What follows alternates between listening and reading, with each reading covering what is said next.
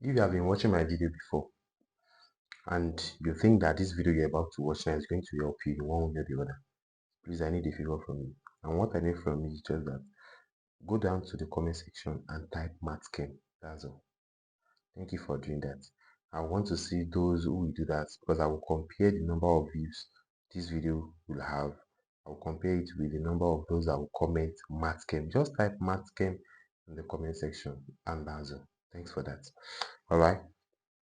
Now let's look into this particular video. This is WAEC Genesis Physics Practical Question and Answer Preparatory Lesson. This is the question number 1. Now, before I start, let me explain how physics practical used to work for you to have an idea. For those who are just writing this exam for the first time, now physics practical is the most easiest aspect in WAEC for science students. Yeah, good. And then it is very simple in the sense that these questions you are seeing here, they are just the way you're going to set up your apparatus given to you. And see, this is how the question used to look like, and these are possible questions for you to add up to whatever you are learning. Good. Now, the aspect that looks confusing or that looks technical a bit in physics practical is the graph aspect. Good, is the graph. Let's be sincere with ourselves. Is the graph. The student needs to find how to plot physics graph difficult, and then that's what we are going to be doing in this video. And physics practical in the exam, we are going to be given 3 questions. The 3 questions they had mechanics, the optics, which is light, and electricity. Question 1 is always mechanics, always. Because I said always, is always mechanics. Question 2 is always optics, or you call it light. And question 3 is always electricity. Now, this is question 1. This is under mechanics. And you know, the specimen has been released for WAEC analysis, physics practical. It has been released. So the impossible things based on the specimen they released, that's what we'll be coming up with in this video. Well, this the my advice for students is that out of the 3 questions you'll be asked to answer 2, just any 2 of your choice. None is compulsory. So majority of students used to pick question 1 and question 3. Question 1 since many years, because I've been observing WAEC back to back, marking WAEC back to back for many years back, close to 10 to 15 years. Good. So students used to pick question 1 and question 3. Yeah, they used to leave that question 2. Only few students choose that question 2. Now the reason is because your experiment, the practical experiment they're going to carry, you have to submit the work like for that question 2. Question 2 is the use of, sometimes you can use glass prism, you can use triangular prism. So the paperwork of what you did while carrying out the experiment of that question 2, which is light, or you call it optics. So you need to submit it together with your answer booklet. But for question 1 and question 3, your answer, the way you carry out the experiment is not needed, and it's not even allowed to. You are not allowed to submit anything. Just submit your table of value and your graph. That's all. Each of those questions carry 25 marks. So if you are to answer 2 questions, that means you are going to score 2 questions perfect. That means you are scoring 50 marks on dot, and your marks will not be deducted. Your marks will not be converted to anything. If all 50% is going to be used like that.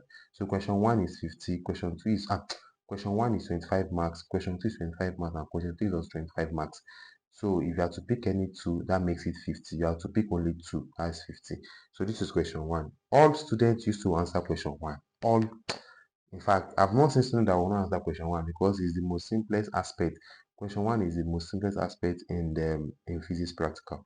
Now, this question here, I've practicalized it in the lab, but I was unable to make a video of it. So that's why I'm coming up with a theoretical aspect about it. Now, this is how the question used to look like. They will ask you to set up. You can read it. This number 1, 2, 3, 4 that I wrote here, they are just the way you are going to set up the the the experiment, like the practical, the way you will set up what you are going to do.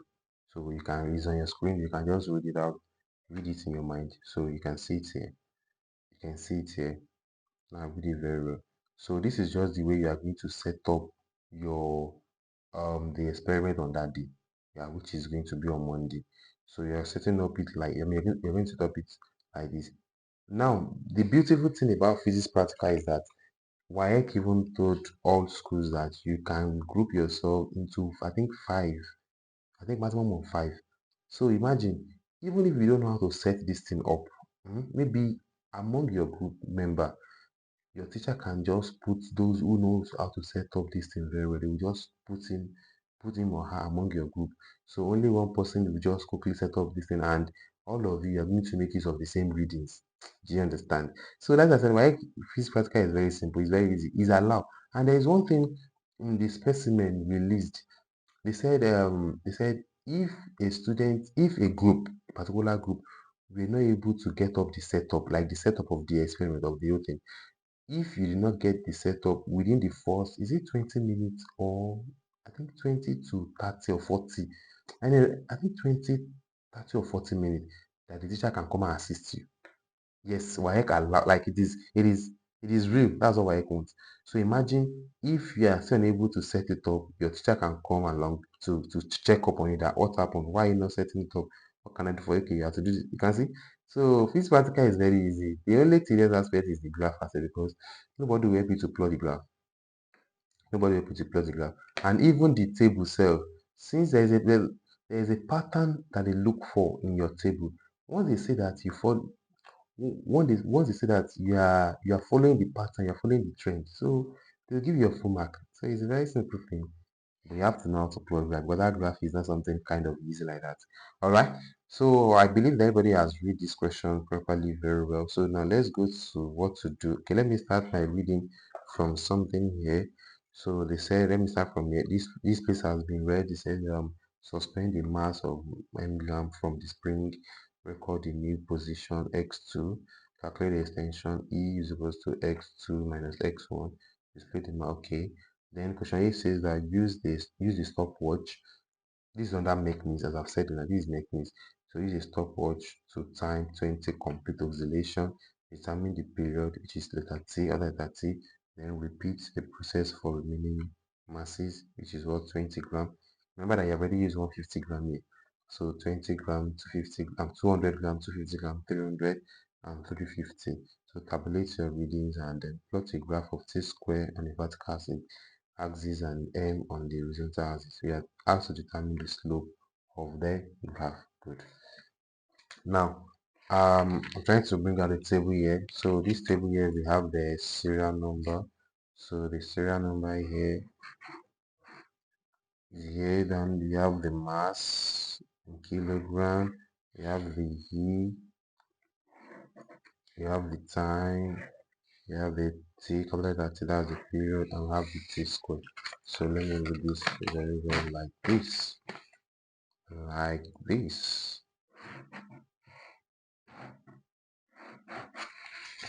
Good. So one thing, like I said, what WAEC wants you to submit to them after you are done with your exam is this table and your graph. Basil. Just for those answering question number 1 and question number 3, just your table and your graph. For question number 2, you have to submit the paperwork of what to do. While looking for the optical pin in your from image object and image under light using prism or glass mirror, angular prism or plane mirror. All right, so the serial number, remember that we have the masses should be two, okay, one, starting from 150, then we have 200, we have 250, we have 300, I think we have 350. Yeah, we have 3. So the serial number is going to be 1, 2, 3, 4 and 5. Now you have to put your unit. That's what these are the things they mark on your table. The unit must be in kilogram if that's what you are given. So your unit must be in kilogram if that's what you are given. Then your e your e, okay, extension is going to be in meter. Can you see, as you can see, okay, gram. Oh, sorry, gram. Oh, my bad. Your mass is in gram. Sorry about that. So your mass is in gram, then your E is going to be in, okay, that's gram. Yeah, you can see 200 gram, 250 gram, and so on. So your E is going to be in meter. Ensure you put your unit. Then your T is going to be in seconds. Period 2 will also be in seconds, and your T squared is also going to be in what? In seconds. So now what is going to be the E? So here will be 36.00. You can put this one 0 to on 0 if you wish. Doesn't mean, but the only problem that the only caution, let me call it caution, I must ensure while writing this table is that you must ensure that if you leave the first one here in 1 dp, others too must be in 1 dp. That's the caution, that's the thing you should take note. So as this one is 36.00 now, if here now this place is going to be 36.5. So that instead of it to not leave it like this, you have to add another 0 there. If you leave one as 36.0, 36.5 only, they will deduct your mark for that. So this is going to be 37.00. This is going to be 37.50. This is going to be 38.00. Yeah. Okay. So the experimental value. So the experimental value I got for the oscillation, as you can read it here, for the oscillation, you understand. So repeat the process for the remaining masses 200, 250, 200, and 350. So and then use the stopwatch to time the 20 complete oscillation, determine the period T. Good. So the time I got here, for this one here for the 150 gram, it was 14.20 seconds. The second one was 16.40, whereby the third one happens to be 18.50, and then the fourth one, then I think it was 20.50, and then that one was 22.40. Yeah. Now the well, in some schools, though it's not allowed, please, it's not allowed. In some schools, their teacher would just give them table. The teacher might have run the experiments, might have do the whole thing. They will just give the student table to put down, and the student will go and find their way out on how to plot the graph. It's not really advisable, because that is like as if the teacher is engaging in examination malpractice. But by the way, God is your strength. So for we to get the period now, that's going to be this T here divided by 20, because 20 is the 20 complete oscillation. So that's going to be 14 divided by 20. No, 14.20 rather, 14.20 divided by 20. So here is 0.71. Yeah, you can leave it in 3 decimal places. That's 0.710. So the second one is 16.40 divided by 20, and that's going to be 0.820. So the next one is 18.50 divided by 20, and that's going to be 0.925. You understand? So they are all in 3 decimal places. Then the next one is 20.50 divided by 20. That's going to be 1.025. And then the last one happens to be 22.40 divided by 20. That's going to be 1.120. Alright, so I've gotten the period. Then the next thing they're told to do is to square the period. You get everything they are here. All the instructions are here. You understand? Because we are told to tabulate your readings, as you can see here, then plot a graph of t squared, which is the second, the period squared on the vertical axis, and the m, which is the mass, on the horizontal axis. And this one says you should determine the slope of the graph. All right. So for the t squared, that's going to be 0.710 squared. So the here is going to be 0.710, 0.710. This is going to be, this is 0.504. Okay. Then second one is 0.820 squared. This is 0.672. Yeah, 672. The next one is 0.925. 925 squared 0.925 squared. Here is giving me is 0.856. So okay, then the next one will now, so the next one will be 1.025 times 1.025. So this is going to be 1.051, and then the last one, that will be 1.120 times 1.120, and this is going to be 1.254. Good. So that's the table. Then we are told to plot this against this.